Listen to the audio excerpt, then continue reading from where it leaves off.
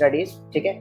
उसमें आपको किस प्लान के थ्रू आप जाएंगे तो आपका एक तो जर्नी बहुत कम हो जाएगा उससे, ठीक है। आपका टारगेट जैसे कि यहाँ पे है, इस टारगेट को आपको जेईई को आपको यहाँ क्रैक करना है, ठीक है। ये आपका टारगेट है एंड अभी आप यहाँ पे हैं, ठीक है। या आप मान लीजिए यहाँ पे हैं, दो पाथ हैं आपके पास, या तो आप इस तरीके से जाइए या आप इस तरीके से चले जाइए, ठीक है। हो सकता है इस पाथ पे आपको ऐसे जाना पड़े, फिर आप गिर जाएं, फिर आपको ऐसे ऐसे करके कुछ पहुंच पाए आप यहाँ तक, या ना भी पहुंच पाए। तो ये काफी कॉम्प्लिकेटेड पाथ होता है हमारे पास हमेशा, ठीक है। एक आसान तरीका होता है। तो मैं आपको बिल्कुल पूरी तरीके से हेल्प यहाँ सपोर्ट करूंगा कि आप इस पाथ को कैसे चूज कर सकते हैं, ठीक है। एंड देखिए, हो सकता है यहाँ से भी आपका डेविएशन हो जाए, डेस्टिनी में कुछ और हो, बट मैं बिल्कुल ये नहीं कहता। इसमें आपको पक्का यही जाना है, ठीक है। यही एम है आपका और ये अच्छी बात है, ठीक है। तो चलिए चलते हैं इस पाथ की तरफ कि ये पाथ क्या है। तो सबसे पहले हमारे पास जेई के अंदर 3 सब्जेक्ट्स होते हैं, ठीक है। एक होता है फिजिक्स, एक होता है केमिस्ट्री और एक होता है हमारे पास मैथ्स, ठीक है।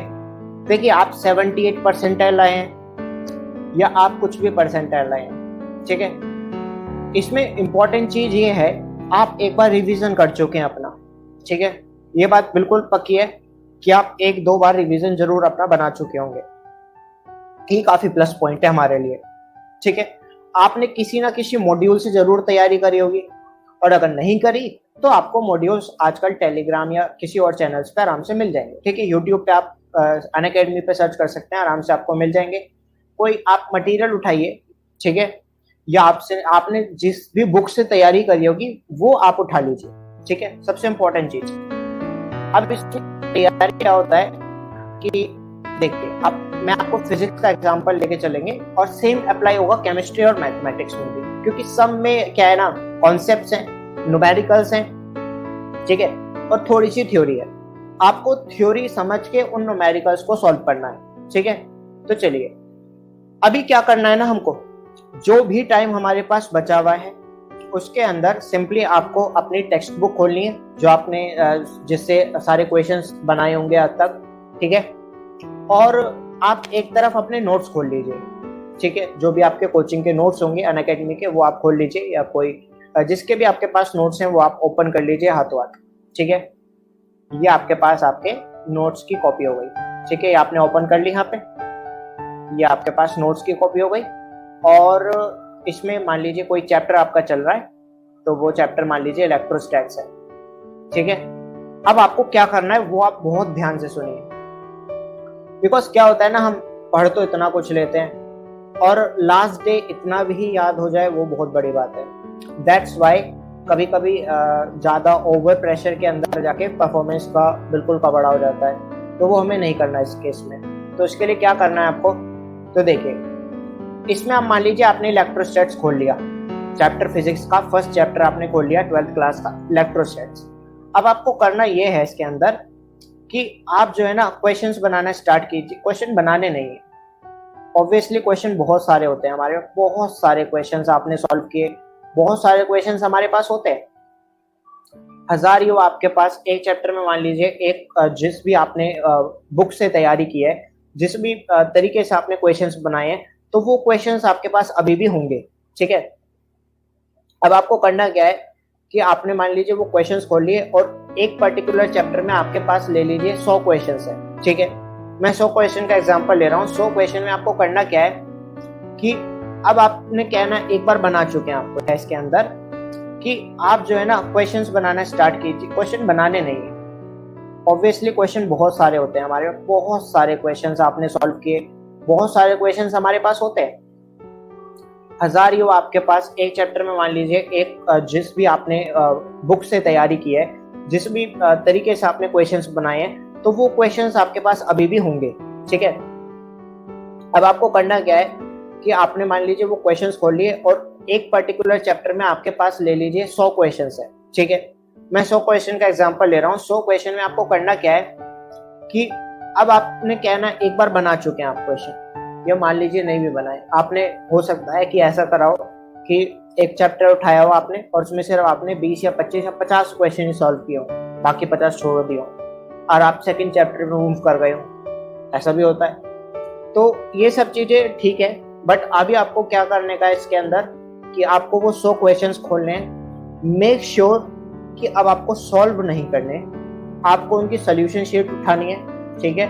सोल्यूशन शीट बिल्कुल उठानी है, और नहीं है तो डाउनलोड कीजिए कहीं से भी, पर उसकी सॉल्यूशन शीट खरीद के लाइए अदरवाइज, ठीक है। आपको सॉल्यूशन शीट जरूर चाहिए। मतलब क्या है, ये जो क्वेश्चन बुकलेट है आपके पास, ये क्वेश्चंस हैं आपके पास, ठीक है, इनकी सॉल्यूशन शीट खरीदिए। यहाँ पे इन सब क्वेश्चंस के ऐसे लेंथ वाइज सॉल्यूशंस लिखे हुए होंगे, ठीक है। ये आपका सॉल्यूशन बुक हो गई। मेक श्योर वो सॉल्यूशन बुक होनी चाहिए आपके पास। अब आपको क्या करना है, नोट्स अपने साइड रख दीजिए, कोई दिक्कत उठाने की जरूरत नहीं है आपको। नोट्स एक तरफ साइड करके कॉपी उस चैप्टर के नोट्स खोल के रख दीजिए बस अलग से। अब आपको करना ये है, आप क्वेश्चन नंबर 1 पे जाइए और क्वेश्चन नंबर 1 को अच्छे से देखिए, बस एक बार थोरोली पढ़ लो। उसके बाद क्या, उसका सोल्यूशन देखो, चाहे आपको आता हो या नहीं आता हो फर्क नहीं पड़ता, बस आपको उसका सोल्यूशन देखना है। सोल्यूशन में आपको लगा कि यार ये तो बहुत इजी था, क्वेश्चन बहुत ही इजी था और ये मुझे सारे स्टेप्स आते हैं, जस्ट लीव इट, अगले क्वेश्चन पे बढ़ जाइए, अगले क्वेश्चन पे बढ़ जाइए। अब आपको लग गया यार ये क्वेश्चन नहीं बन रहा और आपने देखा सोल्यूशन समझ में आ गया, बट आप जब पढ़ रहे थे क्वेश्चन तो दिमाग में लगा कि यार ये शायद हो पाए या ना हो पाए, उस हिसाब से आपके दिमाग में आ रहा था। सोल्यूशन देखा, अच्छा चलिए ये प्रॉब्लम थी इस क्वेश्चन में, इसको आप एक हाइलाइटर खरीद के लाइए, ठीक है। उस हाइलाइटर से इस क्वेश्चन को बाकायदा मार्क कर दे यहाँ पे कि भाई ये क्वेश्चन था, ये हमने जस्ट एक बार मार्क कर दिया, बस खत्म बात। अब आप 5 क्वेश्चन की तरफ हो जाइए, 6 7 आपने बनाया, 8 क्वेश्चन आप पे। फिर मान लीजिए आपने क्वेश्चन करा भी और आपने सोल्यूशन भी देखा, उसके बाद भी काफी मेहनत करने के बाद या आपने किसी अनअकैडमी पे वापस आपने पूछा और आपको रिजल्ट में पता चला कि अच्छा ये क्वेश्चन ऐसे होता है, मतलब आप उसको नहीं कर पाए थे, इस क्वेश्चन को मार्क कर दीजिए। मैं कह सकता हूं आपको एक चैप्टर को तैयार करने में कुछ घंटे का टाइम आपको लगेगा, ठीक है।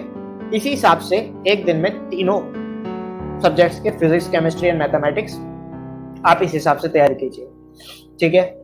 एक बात का आप जरूर ध्यान रखिए, क्योंकि आप 78 percentile you have scored in JEE mains, ठीक है। सो उसके लिए आपको करना ये है, आप पास्ट ईयर पीवाईक्यूज खोलिए और हर रोज कोशिश कीजिए एक जो आपका जैसे कि आपका पेपर है 2019 का, मान लीजिए जेईई का पेपर है, आप सेक्शंस तो 3 ही होंगे, फिजिक्स होगा, केमिस्ट्री होगा, मैथमेटिक्स होगा, ठीक है। हमारे पास ये 3 सेक्शंस हैं, इन 3 सेक्शंस के मान लीजिए 10 क्वेश्चंस इसके बनाए आपने, 10 क्वेश्चंस इसके बनाए और 10 क्वेश्चंस इसके बनाए। कैसे बनाने, वही सेम कॉन्सेप्ट कि आपको सॉल्यूशन शीट्स खोलनी है, और इससे क्या होगा ना, इससे आपके एक तो थ्योरी बड़ी तेजी से रिवाइज हो जाएगी उस चीज के, अब प्लस आप क्यूमुलेटिव रिवीजन भी कर रहे हैं। यहाँ पे आप क्या चैप्टर वाइज रिवीजन कर रहे हैं और उसी दिन के अंदर अंदर आप क्यूमुलेटिव रिवीजन भी कर रहे हैं और बहुत ज्यादा टाइम भी डिवोट नहीं कर रहे, और बहुत सारा मटेरियल आप बहुत कंसाइज तरीके से तैयार कर पाएंगे इस तरीके से, ठीक है। 10-10 क्वेश्चन करके 1-2 दिन में आपका पेपर सॉल्व हो जाएगा। मतलब 2019 का हो गया, 2018 का ले लीजिए, हो गया। तो इससे फायदा ये होगा, कंसेप्ट बहुत तकड़े तरीके से सारे रिवाइज हो जाएंगे आपके और बहुत जल्दी और बहुत इफेक्टिव तरीके से तैयार होंगे। अब आपका पास क्या आ गया, तो मान लीजिए आपके पास थोड़ा सा टाइम बचा है। अब आपको क्या करना है ना, या मान लीजिए आपके पास एक चैप्टर निमट गया आपका, ठीक है, आपने दूसरा चैप्टर स्टार्ट कर दिया। मेक श्योर जब दूसरा चैप्टर आपका चल रहा हो, थोड़ा सा टाइम हर रोज निकाल के पहले के जो आपने डाउट्स पे मार्क किए ना, इन क्वेश्चन को या तो आप अलग से क्या कीजिए, पेपर लीजिए, यहाँ पे A4 शीट का पेपर लीजिए और ऐसे इस पे इसको ब्रेक कर लीजिए, ठीक है।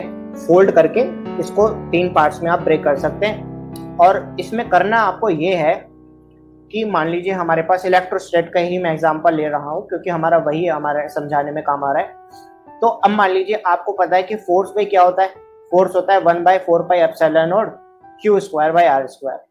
चलिए फॉर्मूला पता था, आपने लिख लिया यहाँ पे। अब मेन बात ये है, अब इस फॉर्मूले के अंदर अंदर से आप क्या कुछ नहीं निकाल सकते, वो सारा बैठ के ध्यान से इस शीट को आपको तैयार करना है। ठीक है, कैसे करना है मान लीजिए, मैं समझाता हूँ आपको। ये सिर्फ एक पॉइंट लिखा है मैंने यहाँ पे। इस फॉर्मूले से आप क्या क्या समझ सकते हैं वो पहले आप एक रफ कॉपी भी ले लीजिए, और ये आपका बहुत इंपॉर्टेंट सेक्शन है, क्योंकि आपके पास एक तरफ तो पेपर के एक दिन पहले, मान लीजिए फिजिक्स में, मान लीजिए मैं एग्जाम्पल के तौर पे ले रहा हूँ कि 20 चैप्टर है, ज्यादा है पर मैं 20 चैप्टर एग्जाम्पल लेके चल रहा हूँ। मान लीजिए 20 चैप्टर्स आपके पास हैं और आपके पास 20 या 30-40 पेज है, वो आपको रिवाइज करने हैं। दूसरी तरफ आपके पास इतनी मोटी मोटी लगभग 8-10 कॉपियां हैं फिजिक्स की, ठीक है, और हर एक के अंदर 150, 200, 400 पेज है। अब आप देख लीजिए, आप किसी चीज को रिवाइज कर सकते हैं। जो इतनी मोटी मोटी किताबें हैं आपके पास, जो आपने बनाए हैं नोट्स बैठ के, वो नहीं हो सकता रिवाइज एक दिन पहले या कुछ दिन पहले। एक दिन पहले से मतलब कुछ दिन पहले, पेपर के कुछ दिन नहीं हो सकता रिवाइज, ये हो सकता है। अब इंपॉर्टेंट चीज यहाँ पे ये निकल के आएगी, जो आप वो रफ पेपर ले रहे हैं, रफ कॉपी ले रहे हैं, उस पर आपको क्या करना है। इस फॉर्मूले को आपने लिख लिया शीट पे, ठीक है। अब इस फॉर्मूले से आराम से बैठिए और समझिए कि मैं इस फॉर्मूले से क्या क्या समझ सकता हूँ। जैसे कि भाई हमें पता है कि दो चार्जेस हैं हमारे पास, Q1 और Q2। अगर वो r डिस्टेंस पे सेपरेटेड हैं तो उसके बीच में लगने वाला कूलम्बिक फोर्स ऐसे रिप्रेजेंट किया जाता है 1/4πε0 Q²/r²। अच्छा, पहली बात तो मैं यहाँ से ये समझा कि एक कूलम्बिक फोर्स है। अब दूसरी बात मैं यहाँ से ये समझा, अगर दोनों का साइन सेम है, मतलब दोनों प्लस है या दोनों माइनस है, तो रिपेल करेंगे एक दूसरे को, मतलब वो कूलम्बिक फोर्स रिपल्सिव होगा। दूसरी ही बात में हम ये समझे कि अगर वो अपोजिट नेचर के होते हैं, एक प्लस माइनस होता है, तो अट्रैक्ट करेंगे एक दूसरे को। ठीक है, ये हम दो बात समझ गए। अब तीसरी बात मैं यहाँ से क्या समझा, मैंने मान लीजिए कोई मीडियम लाके डाल दिया यहाँ पे। अभी तक तो एयर में प्लेस था, अब मैंने किसी मीडियम में लेकर पानी में डुबो दिया मैंने अब इन दोनों चार्जेस को, और सेपरेशन सेम रखी। तो उस केस में क्या होगा, K टाइम्स नीचे मल्टीप्लाई हो जाएगा फोर्स। ठीक है, ये आप फॉर्मूले में यहाँ पे K इंट्रोड्यूस ही करके चलिए। जनरली एयर के लिए K1 माना जाता है, इसलिए हम सिंपली 1/4πε0 Q²/r² फॉर्मूला रखते हैं। ठीक है, फॉर एयर हम लेके चलते हैं क्या, K = 1। अब आपको ये सारी चीजें अगर मुंह जुबानी याद आ रखी हैं तो कोई दिक्कत नहीं, आपको ये नोट्स में एम्बेड नहीं करना। अभी हम और क्या क्या समझ सकते हैं इस फॉर्मूले से, हम ये समझ सकते हैं कि जो आपका एप्सिलॉन नोड आपको दिख रहा है, इसके बारे में हम बात कर सकते हैं। और कि जैसे कि आपका जो एप्सिलॉन नोड है उसका यूनिट क्या होता है, ठीक है, डायमेंशन क्या होता है, डायमेंशन की हम बात कर सकते हैं। अच्छा, इस आपको एप्सिलॉन नोड से कुछ और याद आ रहा है क्या, आपको म्यू नोड याद आ रहा है? अगर आप आईटी में ऐसे क्वेश्चंस पूछ लेते हैं कि आप मान लीजिए आपको एप्सिलॉन नोड का डायमेंशन वो लोग खुद ही दिए हैं, ठीक है, और आपसे म्यू नोड का डायमेंशन पूछ लिए। अब आप ये ना सोचिएगा वहां पे कि म्यू नोड और एप्सिलॉन नोड में क्या है, कि मतलब एप्सिलॉन नोड का क्यों दिया है, क्योंकि हमें पता है कि स्पीड जो लाइट की होती है वो under root mu naught epsilon naught होती है। ये भी आपको यहाँ पे पता होना चाहिए। इन दोनों को लिंक करके आप बड़े आसानी से यहाँ पे एप्सिलॉन नोड या म्यू नोड की डायमेंशंस निकाल सकते हैं। ठीक है, आप ये भी समझ गए यहाँ से। तो ऐसे बैठ के एक ही फॉर्मूले में देखिए कितनी सारी चीजें आ गई, उनकी नेचर, रिपल्सिव है या अट्रैक्टिव है, कब रिपल्सिव होंगे कब अट्रैक्टिव होंगे, के क्या होता है, और के कहाँ लगाया जाता है, ऊपर तो मल्टीप्लाई नहीं होता, नीचे ही होता है ना मल्टीप्लाई एप्सिलॉन नोड के पास। उसके अलावा ओके, इसके बाद हम बात कर सकते हैं कि ये आपके कूलम्बिक फोर्स की बात हो गई। ठीक है, कुछ आप चार्ज के ऊपर कंसीडर करके चलिए कि चार्ज की क्या क्या प्रॉपर्टीज हैं। तो इस हिसाब से बहुत अच्छे तरीके से फिर देखिए, आप बहुत ज्यादा कंसंट्रेशन से किसी चैप्टर को एक बार अगर अच्छे से पढ़ लेंगे और इस तरीके से इसको नोट्स में बना लेंगे ना, पहली बात तो आप दूसरी बार उतने इफेक्टिव तरीके से नहीं पढ़ पाएंगे इसको, क्योंकि सिलेबस काफी ज्यादा है।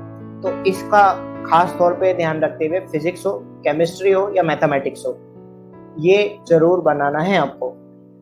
क्वेश्चंस को इस तरीके से प्रैक्टिस करना है आपको। ठीक है, नोट्स एक बार चैप्टर कंप्लीट होने के बाद जरूर देखिएगा कि भाई नोट्स में ऐसा क्या था, या आपका नोट्स तो यहाँ पे कंप्लीट हो ही जाना चाहिए। ठीक है, जब आप नोट्स बना रहे होंगे तो कोशिश कीजिए कि ये दोनों चीज आप पैरेलली कर सके। नहीं हो पा रहा कोई दिक्कत नहीं है, नोट्स को आराम आराम से बनाते रहिए, बट इंपॉर्टेंट चीज है पहले आप वो चैप्टर सारे निपटा। देखिए, एक पिरामिड बनाइए। ठीक है, अब पिरामिड ये बनाइए कि भाई आईआईटी सबसे ज्यादा क्वेश्चन किस सेगमेंट से पूछता है। फिर दूसरे सेगमेंट में वो पार्ट रखिए आईआईटी जिससे रिलेटिवली कम एवरेज क्वेश्चन पूछता है, और सबसे ऊपर वाले सेगमेंट में उसको डाल दीजिए जिससे आईआईटी क्वेश्चंस कम पूछता है, एक क्वेश्चन या दो क्वेश्चन ही पूछता है। तो इस तरीके से आप एक पिरामिड तैयार कीजिए और उस पिरामिड के हिसाब से अपनी प्रिपरेशन कीजिए। ये आपको आराम से देखने को मिल जाएगा, आपको पास डाटा ही आराम से आप कहीं से भी निकाल सकते हैं कि फिजिक्स में इस पर्टिकुलर चैप्टर से पिछले 10 साल में इतने क्वेश्चन का एवरेज है। मान लीजिए 5 क्वेश्चन या 3 क्वेश्चन का एवरेज, तो यहाँ डालिए। 1-2 क्वेश्चन का एवरेज है या आपको लगता है कि रिलेटिवली ठीक है, इजी भी चैप्टर है और क्वेश्चन भी आ जाते हैं ऐसे, तो यहाँ पे डालिए। और फिर सबसे जैसे कि 1 या 2 क्वेश्चन से आ रहे हैं उसको सबसे ऊपर डालिए। ये आपके पास कुछ बूंद तरीके हैं बिल्कुल आपकी परफॉर्मेंस सीरियसली, जो मैंने आपसे सबसे शुरू में बात करी थी, इस पाथ में तो गड़बड़ ही गड़बड़ है। ये एक सीधा मैंने आपको पाथ बताया जहां तक आप अपनी प्रिपरेशन को बहुत स्ट्रांगली बूस्ट एक दिला सकते हैं। सो आशा करते हैं कि आपको ये चीज अच्छे से समझ में आई होगी, आपकी थोड़ी बहुत जरूर हेल्प हुई होगी। ठीक है, so thank you very much.